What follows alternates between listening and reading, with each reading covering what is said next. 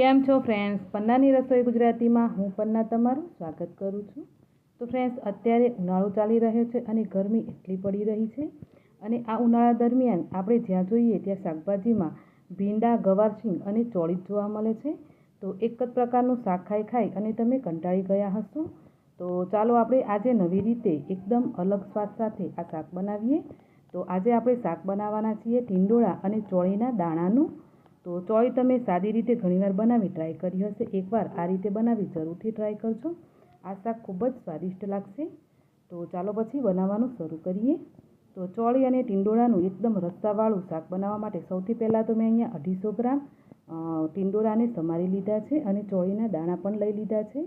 તો 250 ગ્રામ ટીંડોળા અને 250 ગ્રામ ચોળીના દાણા લીધા છે। એમ કરી આપણું આ જે શાક છે એ 500 ગ્રામ જેટલું છે। તો ચાલો હવે આપણે એમાં વઘાર કરીએ। તો વઘાર કરવા માટે મોટી કઢાઈની અંદર 4 થી 5 ચમચી જેટલું તેલ લેશું। હવે તેમાં એક સૂકા મરચાંને 2 ટુકડા કરીને નાખીશું। 1 ચમચી લસણ લેશું। તો ઉનાળો ચાલે છે એટલે લસણનું પ્રમાણ આપણે ઓછું રાખીશું। 1 ચમચી મેથીના દાણા નાખીશું। અડધો ચમચી રાઈ અને 1 ચમચી જીરું અને અજમાને મિક્સ કરીને લીધું છે મેં। તો બધી જ વસ્તુને નાખી અને આપણે આનો વઘાર કરી લેવાનો।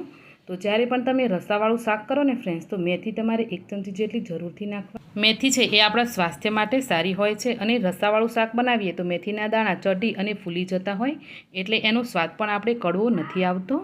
હવે મેં 2 મીડિયમ સાઇઝની ડુંગળીને ચોપરમાં ચોપ કરીને લીધી છે। તો અહીંયા ડુંગળી તમે ચોપ કરીને પણ લઈ શકો, ઝીણી સમારીને પણ લઈ શકો અને હા, તમે પેસ્ટ બનાવી અને પેસ્ટ નાખવા માગતા હોય તો પણ પેસ્ટ નાખી શકો છો આની અંદર। તો હવે આપણે 1 ચમચી આદુ, લસણ અને મરચાંની પેસ્ટ નાખીએ। ફરીથી આને મિક્સ કરી લઈએ અને ડુંગળીને આપણે એકદમ સાતળી લેવાની। તો થોડો એવો ડુંગળીનો કલર છે એ બ્રાઉન કલર થઈ જાય ત્યાં સુધી સાતળી તૈયાર કરી લેવાની છે। તો અહીંયા તમે જોઈ શકો 2-3 મિનિટ જેટલો ટાઈમ થયો છે અને ડુંગળી સરસ સતળાઈ તૈયાર થઈ ગઈ છે। તો હવે આપણે 2 મીડિયમ સાઇઝના ટામેટાને ચોપ કરીને નાખ્યા છે। તો ટામેટાને પણ મેં ચોપરમાં ચોપ કરી લીધા છે। તો સેમ રીતે તમે ટોમેટાને પણ ચોપરમાં ચોપ કરવા નહીં માગતા હોવ તો પ્યુરી કે પછી કાપીને પણ નાખી શકો। ટામેટાને નાખી બરાબર મિક્સ કરી લઈએ। હવે ટામેટા જલ્દીથી ચડી જાય એટલા માટે સ્વાદ પ્રમાણે મીઠું નાખી દઈએ। તો અહીંયા મેં અડધોથી પોણો ચમચી જેટલું મીઠું એડ કરી દીધું છે। તો મીઠું અત્યારે નાખીએ છીએ એટલે શાકની અંદર આપણે થોડું ધ્યાનથી રાખીશું। બધી જ વસ્તુને બરાબર મિક્સ કરી લેવાની। તો હવે આપણે આ બધાને પકવવાનું છે તો આપણે એમાં સૂકા મસાલાઓ પણ કરી દઈએ। તો અડધો ચમચી હળદર પાવડર, 2 ચમચી ધાણા જીરું પાવડર નાખીશું અને 1 ચમચી લાલ મરચું પાવડર અને અડધો ચમચી ગરમ મસાલો। તો મીઠું આપણે પહેલાં નાખ્યું છે એટલે અત્યારે નથી નાખતા, પાછળથી જરૂર લાગશે તો જરૂરથી એમાં થોડું એડ કરીશું। 2-3 ચમચી જેટલું પાણી નાખી અને બરાબર મિક્સ કરી લઈએ અને હવે મસાલાને ઢાંકી અને 2-3 મિનિટ માટે ચડવી લેવાનું છે પહેલાં। તો મસાલાને ઢાંકી અને ચડતા 3 મિનિટ જેટલો ટાઈમ થઈ ગયો છે। તો આપણે ખોલીને ચેક કરી લઈએ। તો અહીંયા તમે જોઈ શકો કે મસાલો એકદમ સરસ ચડીને તૈયાર થઈ ગયો છે અને એની ગ્રેવી પણ કેટલી મસ્ત બની ગઈ છે, આ જુઓ।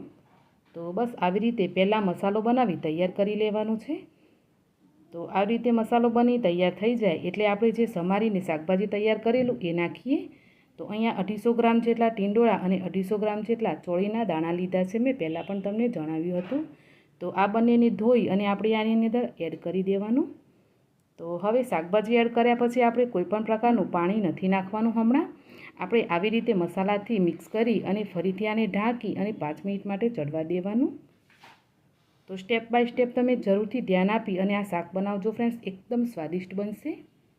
તો મિક્સ કરી ફરીથી આપણે આને ઢાંકી અને 5 મિનિટ માટે ચડવા દઈએ। 5 મિનિટ પછી ખોલી અને ચેક કરી લઈએ। તો અહીંયા તમે જોઈ શકો કે શાક ચડીને તૈયાર થઈ ગયું છે અને તેલ પણ ઉપર આવી ગયું છે। તો બસ પહેલાં આપણે આવી રીતે મસાલાઓથી શાકને ચડવી લેવાનું। જો તમે પહેલાંથી પાણી નાખી અને પછી ગ્રેવી બનાવશો તો તમારું શાક છે એ પાણી પોચું લાગશે। એટલે આવી રીતે મસાલાઓ સાથે પહેલાં શાકને ચડવી લેવાનું 90% જેટલું। અને હવે આપણે એના અંદર જેટલું રસ્સો બનાવવો છે એટલું પાણી એડ કરવાનું। તો આપણે થોડું એવું લચીલું શાક બનાવવાનું છે એટલે 1 થી 1.5 ગ્લાસ જેટલું જ મેં પાણી નાખ્યું છે અને ફરીથી પણ આપણે પાણી નાખી મિક્સ કરી લેવાનું અને આને 10 મિનિટ માટે ઢાંકી અને ફરી ચડવા દેવાનું। તો મેં અહીંયા ફરીથી પણ પાણી નાખ્યા પછી શાકને 10 મિનિટ માટે સરસ એવું ચડવા દીધું છે। તો ચાલો 10 મિનિટ જેટલો ટાઈમ થઈ ગયો છે. હવે ફરીથી આપણે શાકને જોઈ લઈએ. તો અહીંયા તમે જોઈ શકો ફ્રેન્ડ્સ કે શાક કેટલું સરસ બનીને તૈયાર થયું છે. એનો આપણો રસો પણ તમે જોઈ શકો છો. તો બસ આવી રીતે રસાવાળું શાક બનાવી અને તૈયાર થઈ ગયું છે. તો આની અંદર તમારે જેટલો પણ રસો જોઈતો હોય એટલું પાણી એડ કરવાનું. તો અહીંયા મેં મીડિયમ રસો રાખ્યો છે. તો શાક આપણું ચડી ગયું છે. તો ઉપરથી લીલા ધાણા નાખી અને આપણે શાકને સર્વ કરીશું. તો અહીંયા ફ્રેન્ડ્સ તમને હું જણાવું કે મને મીઠાનું પ્રમાણ બરાબર લાગેલું એટલે મેં મીઠું એડ નહોતું કર્યું. પરંતુ હા, તમે શાકને ટેસ્ટ કરી અને મીઠું કે પછી કોઈપણ પ્રકારનો મસાલો તમને વધતા ઓછી લાગે તો આ ટાઈમે તમે મસાલો કે પછી મીઠાને એડ કરી શકો છો. તો આપણું શાક બનીને તૈયાર છે. તો ચાલો આપણે થાળીને સર્વ કરી લઈએ. તો આપણે એક બાજુ શાક આપણે જે બનાવ્યું એ શાકને રાખીશું. ત્યાર પછી અત્યારે કેરીની સિઝન ચાલે છે એટલે આપણે કેરીનો રસ પણ રાખીશું બીજી બાજુ. તો હું તમને આ ખાલી થાળી સર્વ કરીને બતાવું છું ફ્રેન્ડ્સ કે આવી રીતે થાળી સર્વ કરીશું તો ખાવાની બહુ જ મજા પડશે. હવે આપણે ભાત પણ બનાવ્યા છે તો થોડા ભાત પણ રાખી દઈએ.